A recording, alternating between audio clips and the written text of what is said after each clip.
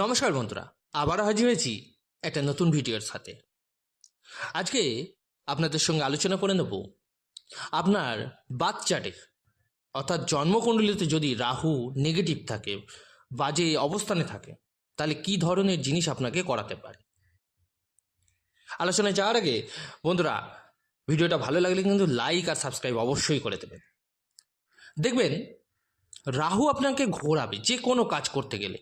আপনি যে কোনো কাজ করতে যাবেন, আপনাকে প্রচুর অহেতুকভাবে ঘুরিয়ে সময় নষ্ট করাচ্ছে যে কোনো কাজই। আপনি দেখবেন যতই চেষ্টা করুন না কেন, নেশা থেকে আপনি বেরোতে পারছেন না। প্রিয়জনদের নেশা থেকে দূরে থাকার দিব্যি দিয়েও হয়তো আপনি কিন্তু রক্ষা করতে পারছেন না। জীবনে বহুবার দেখবেন চেষ্টা করছেন যে আমিষ না খেয়ে নিরামিষাশী হব, কিন্তু তাও পারবেন না। আপনি সেই আমিষ খেয়েই ফেলবেন।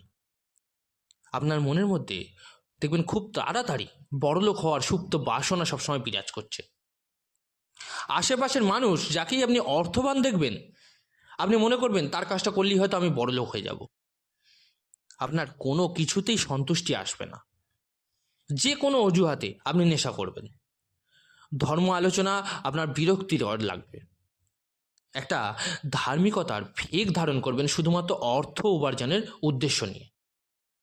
রাহু দেখবেন অবশ্যই সাময়িক সুখ দিচ্ছে, কিন্তু মনের দীর্ঘকালীন শান্তি কিন্তু কেড়ে নেয়।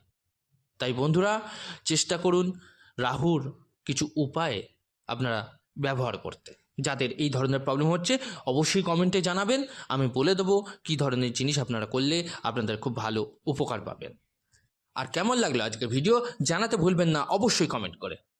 সুস্থ থাকুন, ভালো থাকুন, ধন্যবাদ।